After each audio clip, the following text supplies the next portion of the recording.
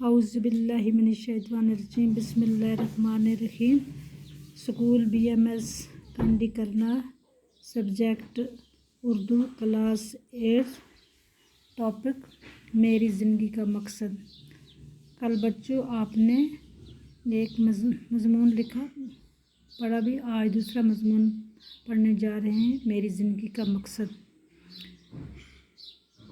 چلو بچے شروع کرتے ہیں۔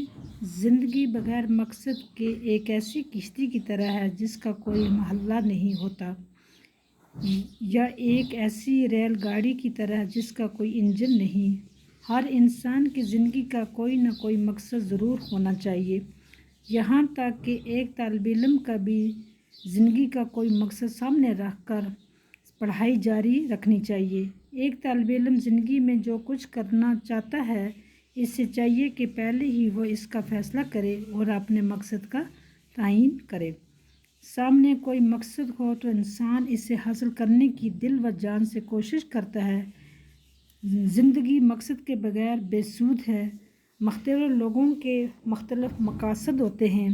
کچھ لوگ ڈاکٹر یا انجینئر بننا چاہتے ہیں، کچھ لوگ تجارت کا پیشہ اختیار کرنا چاہتے ہیں، وہ شہرت اور دولت حاصل کرنا چاہتے ہیں۔ آج کل کچھ لڑکے اور لڑکیاں ایکٹر یا ایکٹریس بننا چاہتے ہیں، کچھ ڈسکو ڈانسر بننا چاہتے ہیں، لیکن ایسے شریف اور سنجیدہ طلباء بھی ہیں جو ان فضول سوچوں میں وقت ضائع نہیں کرتے، بلکہ وہ اپنے اعلیٰ اور نیک مقصد کے لیے ہر وقت سرگرداں رہتے ہیں اور اپنی منزل کو پانے کے لیے سخت محنت کرتے ہیں۔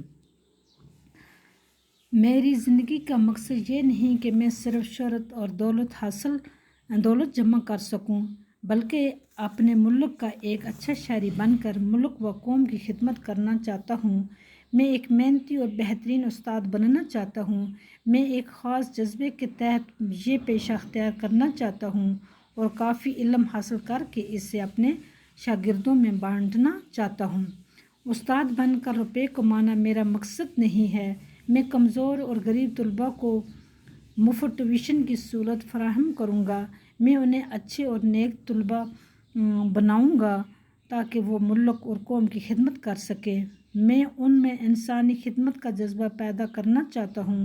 میں انہیں ایسی تربیت دوں گا کہ وہ اپنی ذمہ داریوں کو سمجھ سکیں اور ان کو نبھا سکیں۔ میں ان میں سماجی خدمت کا جذبہ پیدا کروں گا۔ میں اپنے طلباء کے لیے ایک صلاح کار، دوست اور رہبر کی حیثیت سے کام کروں گا۔ میں سکرات، ڈاکٹر رادھا کرشن اور ڈاکٹر ذاکر حسین کے نقش قدم پر چلوں گا، جنہوں نے اپنے ممالک کے لیے اعزازات حاصل کیے۔